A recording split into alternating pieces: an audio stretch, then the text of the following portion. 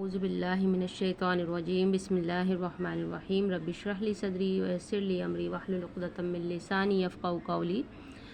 سورہ بقرہ کا مطالعہ ہم کر رہے ہیں۔ کل اس میں ہم نے جو ہے 37ویں رکوع کی ہم نے تقریباً 4 آیات کر لی تھی۔ آج ہم اس سے آگے کنٹینیو کریں گے۔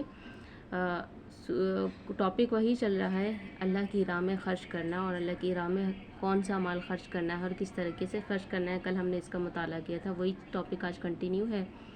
اللہ فرما رہا ہے کہ وَمَا أَنفَقْتُم مِّن نَفَقَةٍ أَوْ نَذَرْتُم مِّن نَذْرٍ فَإِنَّ اللَّهَ يَعْلَمُهُ وَمَا لِلظَّالِمِينَ مِنْ أَنصَارٍ۔ تم نے جو کچھ بھی خرچ کیا ہو اور جو نظر بھی مانی ہو، اللہ کو اس کا علم ہے اور ظالموں کا کوئی مددگار نہیں۔ اب یہاں پہ جو بات ہو رہی ہے نظر کے حوالے سے، نظر بھی اصل میں خرچ کرنا ہے۔ اب یہ خرچ چاہے اللہ کی راہ میں ہو یا شیطان کی راہ میں، اور نظر جو ہے چاہے اللہ کے لیے مانی ہو یا غیر اللہ کے لیے، دونوں صورتوں میں انسان کی نیت یا آدمی کی نیت، اس کے فعل سے اللہ تعالیٰ خوب واقف ہے۔ جنہوں نے اس کے لیے خرچ کیا ہوگا، اس کی خاطر نظر مانی ہوگی، وہ اس کا اجر پائیں گے، اور جن ظالموں نے شیطانی راہوں میں خرچ کیا ہوگا اور اللہ کو چھوڑ کر دوسروں کے لیے نظریں مانی ہوں گی، ان کو خدا کی سزا سے بچانے کے لیے کوئی مددگار نہ ملے گا۔ اب نظر کیا چیز ہے؟ نظر دراصل یہ ہے کہ آدمی اپنی کسی مراد کے پورے ہونے پر یا کسی خواہش کے پورے ہونے پر کسی ایسے خرچ یا کسی ایسی خدمت کو اپنے اوپر لازم کر لے اور جو اس کے ذمہ فرض نہ ہو۔ اگر یہ مراد کسی حلال و جائز امر کی ہو تو اللہ سے مانگی گئی ہو، اور اس کے پورا ہونے پر جو عمل کرنے کا عہد آدمی نے کیا ہے وہ اللہ ہی کے لیے ہو، تو ایسی نظر اللہ کی اطاعت میں ہے اور اس کا پورا کرنا اجر و ثواب کا باعث ہے۔ اور اگر یہ صورت نہ ہو تو ایسی نظر کا ماننا معصیت ہے، گناہ ہے، اور اس کا پورا کرنا موجب عذاب ہے۔ آگے اللہ فرما رہا ہے کہ ان تبدوا الصدقات فنعما ہی وان تخفوها وتؤتوها الفقراء فهو خیر لکم ویکفر عنکم من سیئاتکم واللہ بما تعملون خبیر۔ اگر اپنے صدقات اعلانیہ دو تو یہ بھی اچھا ہے، لیکن اگر چھپا کر حاجت مندوں کو دو تو یہ تمہارے حق میں زیادہ بہتر ہے۔ تمہاری بہت سی برائیاں اس طرز عمل سے محو ہو جاتی ہیں، ختم ہو جاتی ہیں۔ جو کچھ تم کرتے ہو اللہ کو بہرحال اس کا علم ہے، یعنی اس کی خبر ہے۔ اب پھر دوبارہ سے یہاں پہ صدقے کی بات ہو رہی ہے کہ صدقہ جو دینا ہے، چاہے آپ کسی بھی صورت میں دیں، چھپا کر دیں یا اعلانیہ دیں، سب کی خبر اللہ کو ہے۔ اور جو صدقہ فرض ہو اس کو اعلانیہ دینا فرض ہے، مطلب سب کے سامنے دینا فرض ہے، افضل ہے، اور جو صدقہ فرض کے سوا ہو اس کو چھپا کر دینا زیادہ بہتر ہے۔ جیسے یہی اصول تمام اعمال کے لیے ہوتا ہے کہ فرائض جو ہوتے ہیں ان کو ہم اعلانیہ اگر انجام دیں تو اس کی فضیلت ہوتی ہے زیادہ، اور نوافل جو ہوتے ہیں وہ ہم اگر چھپا کر ادا کریں تو وہ زیادہ بہتر ہوتے ہیں۔ یعنی چھپا کر نیکیاں کرنے سے آدمی کے جو نفس و اخلاق جو ہوتا ہے اس کی مسلسل اصلاح ہوتی چلی جاتی ہے، اس میں بہتری ہوتی چلی جاتی ہے، اس کے جو جتنے بھی اچھے اوصاف ہیں، پسندیدہ اوصاف ہیں، ان کی نشوونما ہوتی ہے، اس کی بری صفات جو ہوتی ہیں آہستہ آہستہ مٹ جاتی ہیں۔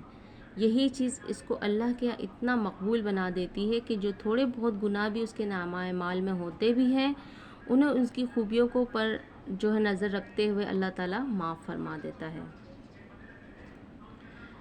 آگے اللہ فرما رہا ہے کہ لیس علیک ھداھم ولکن اللہ یہدی من یشاء وما تنفقوا من خیر فلانفسکم وما تنفقون الا ابتغاء وجہ اللہ وما تنفقوا من خیر یوفی الیکم وانتم لا تظلمون۔ لوگوں کو ہدایت بخش دینے کی ذمہ داری تم پر نہیں ہے۔ ہدایت تو اللہ ہی جسے چاہتا ہے بخشتا ہے، اور خیرات میں جو مال تم خرچ کرتے ہو وہ تمہارے اپنے لیے بھلا ہے، آخر تم اسی لیے تو خرچ کرتے ہو کہ اللہ کی رضا حاصل ہو۔ تو جو کچھ مال تم خیرات میں خرچ کرو گے اس کا پورا پورا اجر تمہیں دیا جائے گا اور تمہاری حق تلفی ہرگز نہیں ہوگی۔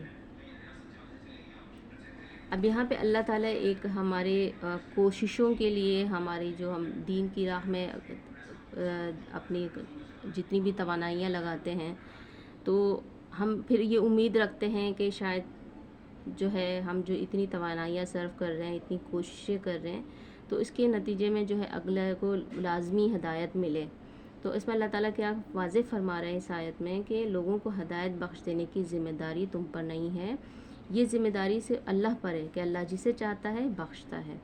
پھر آگے بات ہو رہی ہے کہ خیرات میں جو مال تم خرچ کرتے ہو وہ تمہارے اپنے لیے بھلا ہے۔ یہ اس لیے کہا جا رہا ہے کہ ابتداء میں جو تھا کہ مسلمان اپنے غیر مسلم رشتہ داروں اور عام غیر مسلم اہل حاجت کی مدد کرنے میں تعامل کرتے تھے۔ ان کا خیال تھا کہ صرف مسلمان حاجت مندوں ہی کی مدد کرنا انفاق فی سبیل اللہ ہے۔ اس آیت میں ان کی یہ غلط فہمی دور کر دی گئی ہے۔ ارشاد الہی کا مطلب یہ ہے کہ ان لوگوں کے دلوں میں ہدایت اتار دینے کی ذمہ داری تم پر نہیں ہے، تم حق بات پہنچا کر اپنی ذمہ داری سے سبکدوش ہو چکے ہو۔ اب یہ اللہ کے اختیار میں ہے کہ ان کو بصیرت کا نور عطا کرے یا نہ کرے۔ رہا دنیاوی معلومات سے ان کی حاجتیں پوری کرنا، تو اس میں تم محض اس وجہ سے تعامل نہ کرو کہ انہوں نے ہدایت قبول نہیں کی ہے، اللہ کی رضا کے لیے جس حاجت مند انسان کی بھی مدد کرو گے اس کا اجر اللہ تمہیں دے گا۔ یعنی مدد جو کرنی ہے وہ انسانیت کے ناطے کرنی ہے، وہ اس ناطے نہیں کرنی کہ اس نے ہدایت قبول نہیں کی تو ہم اس کی مدد نہیں کریں گے، یا اس نے ہدایت قبول کی ہے تو ہم اس کی مدد کریں گے۔ یہاں پہ فرمایا جا رہا ہے کہ انسانیت کے ناطے سب کی مدد کرنی ہے۔ پھر آگے فرمایا جا رہا ہے للفقراء الذین احصروا فی سبیل اللہ لا یستطیعون ضربا فی الارض یحسبهم الجاہل اغنیاء من التعفف تعرفهم بسیماہم لا یسألون الناس الحافا وما تنفق من خیر فإن اللہ بہ علیم۔ خاص طور پر مدد کے مستحق وہ تنگ دست لوگ ہیں جو اللہ کے کام میں ایسے گھر گئے ہیں کہ اپنے ذاتی کسب معاش کے لیے زمین میں کوئی دوڑ دھوپ نہیں کر سکتے۔ ان کی خودداری دیکھ کر ناواقف آدمی گمان کرتا ہے کہ یہ خوشحال ہیں۔ تم ان کے چہروں سے ان کے اندرونی حالت پہچان سکتے ہو، مگر وہ ایسے لوگ نہیں ہیں کہ لوگوں کے پیچھے پڑ کر کچھ مانگیں۔ ان کی اعانت میں جو کچھ مال تم خرچ کرو گے وہ اللہ سے پوشیدہ نہیں رہے گا۔ اب یہاں پہ جس گروپ کی بات ہو رہی ہے، جس گروہ کی بات ہو رہی ہے کہ جو اللہ کی راہ میں اپنے آپ کو وقف کیا ہوا ہے، جن لوگوں نے اللہ کے دین کی خدمت کے لیے اور تقریباً سارا وقت اپنا دینی خدمات میں لگا دینے کی وجہ سے وہ اس قابل نہیں رہتے کہ اپنی معاش پیدا کرنے کے لیے کوئی جد و جہد کر سکیں، تو نبی صلی اللہ علیہ وسلم کے دور میں بھی اس قسم کے رضاکاروں کا ایک مستقل گروہ تھا، جو تاریخ میں ہم دیکھتے ہیں کہ اصحاب صفہ کے نام سے مشہور ہے۔ یہ 300-400 آدمی تھے جو اپنے گھر بار چھوڑ کر مدینے آ گئے تھے اور ہر وقت حضور صلی اللہ علیہ وسلم کے ساتھ رہتے تھے، ہر خدمت کے لیے ہر وقت حاضر تھے۔ حضور صلی اللہ علیہ وسلم جس مہم پر چاہتے انہیں بھیج دیتے تھے، اور جب مدینے سے باہر کوئی کام نہ ہوتا تو اس وقت یہ مدینے ہی میں رہ کر دین کا علم حاصل کرتے اور دوسرے بندگان خدا کو اس کی تعلیم دیتے رہتے تھے۔ حالانکہ چونکہ یہ لوگ جو ہے پورا وقت دینے والے کارکن تھے اور اپنی ضروریات فراہم کرنے کے لیے اپنے ذاتی وسائل نہ رکھتے تھے، اس لیے اللہ تعالیٰ نے عام مسلمانوں کو توجہ دلائی کہ خاص طور پر ان کی مدد کرنا انفاق فی سبیل اللہ کا بہترین مصرف ہے۔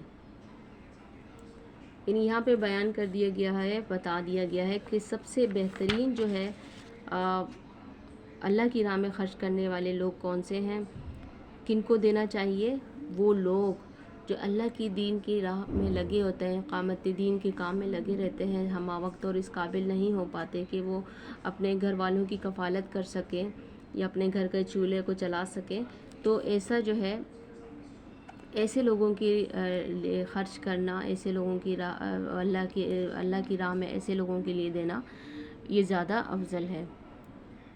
تو اللہ تعالی ہمیں ابھی ہم نے پڑھا جس رکوع کو کمپلیٹ ہوا ہے یہاں پہ، اس میں ہم نے جو کچھ پڑھا خرچ کرنے کے بارے میں، اللہ تعالیٰ اسے ہمیں صحیح سے سمجھنے والا اور دوسروں تک اس کو صحیح سے پہنچانے والا بنائے۔